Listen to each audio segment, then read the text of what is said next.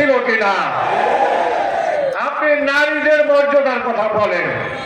আপনারা দেখেছেন বাংলাদেশ জামাত ইসলামের নারী কর্মীরা যেখানে যাচ্ছে ওই দলের নেতা এবং কর্মীরা তাদেরকে হেনস্থা করছে, ঠিক না?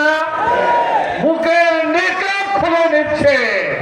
সুতরাং এই দলের কাছে নারীরা নিরাপদ না, ব্যবসায়ীরা কি নিরাপদ? আপনারা দেখেছেন ওই ঢাকাতে পাথর মেরে মানুষ হত্যা করেছে। অতএব এই দলের কাছে বাংলাদেশের মানুষের জান মাল ইজ্জত আবরু কোনটাই নিরাপদ না। অতএব আমরা তাদেরকে আগামী 22 ফেব্রুয়ারি নির্বাচন, এই নির্বাচনের ঢাকা 19 আসন থেকে এনসিপির প্রার্থীকে আমাকে বিজয় করবেন ইনশাআল্লাহ। সংগ্রামী ভাইয়েরা, আপনারা, আমাদের স্বপ্ন হলো একটা সুন্দর বাংলাদেশ বিনির্মাণ করা। সুন্দর বাংলাদেশ বিনির্মাণের জন্য সুন্দর মানসিকতা সম্পন্ন লোকদেরকে নির্বাচিত করতে হবে। আমরা ন্যায় এবং ইনসাফের কথা বলছি, যে ন্যায় এবং ইনসাফের কথা আল্লাহ কুরআনে হাকিমে বলেছেন।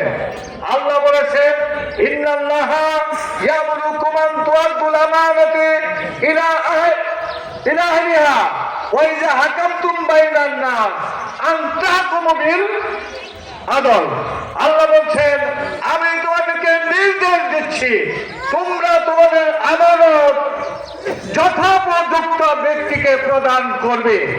এখানে আমানত শব্দের অর্থ হচ্ছে ভোট। এর বরাবর হচ্ছে আমানত যারা প্রাপ্ত হবে তাদের দায়িত্ব হলো ওই যে হাকামতুম বাইনান নাস আন তাহকুমু বিল আদল। যখন এই আমানত প্রাপ্ত হবে তাদের দায়িত্ব হবে সমাজে ন্যায় ইনসাফ এবং সুবিচার প্রতিষ্ঠা করবে। আমি যদি প্রশ্ন করতে চাই, স্বাধীনতা উত্তর 54 বছরে এই দেশের মানুষ ন্যায় এবং ইনসাফ থেকে বঞ্চিত ছিল, ঠিক না? কেন ছিল? কেন ছিল? আমরা নির্বাচনে সৎ যোগ্য লোকদেরকে ভোট দেয়নি বলে, ঠিক না? সুতরাং 54 বছরে যে কাজটি 3টি দল করতে পারেনি, আগামী নির্বাচনে নির্বাচিত হয়ে সেই কাজ করতে পারবে? পারবে নাকি? সম্ভব না, কারণ তাদের কোনো সেই চরিত্র নাই, ঠিক না? আল্লাহ বলছেন, ইন্নাল্লাহা লা ইউগাইরু মা বিকাওমিন হাত্তা ইউগাইরু মা বিআনফুসিহিম।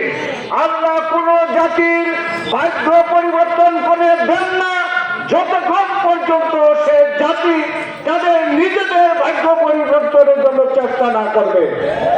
সময় আসছে আমাদের ভাগ্য পরিবর্তন আমরাই করবো ইনশাআল্লাহ আযীজ।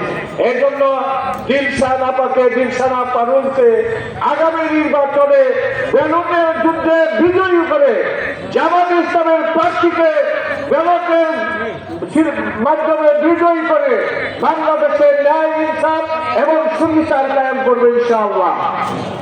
11 জুন যদি ক্ষমতায় যায় তাহলে তাদের প্রধান কাজ হবে দুর্নীতিকে চাটাপেটা করে দেওয়া।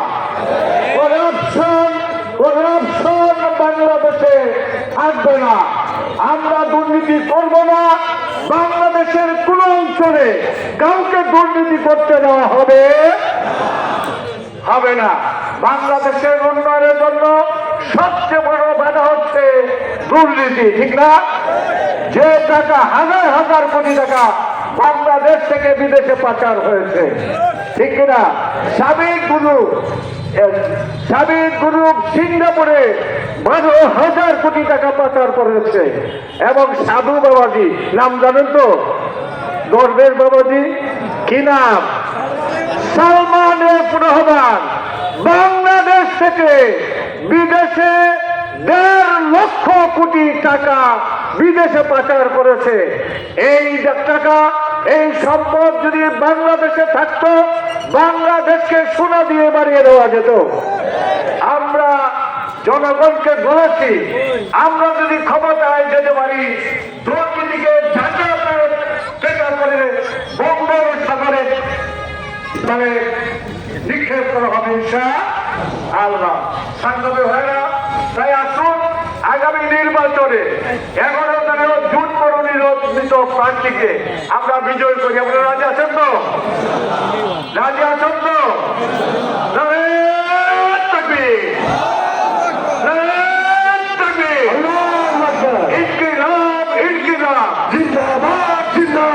সবাইকে ধন্যবাদ। সালাম আলাইকুম।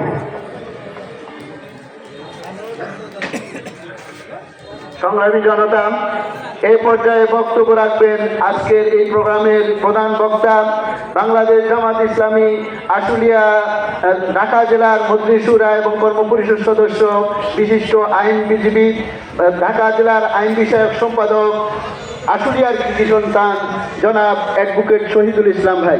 জনাব অ্যাডভোকেট শহীদুল ইসলাম ভাইকে বক্তব্য রাখার বিনীত অনুরোধ করছি।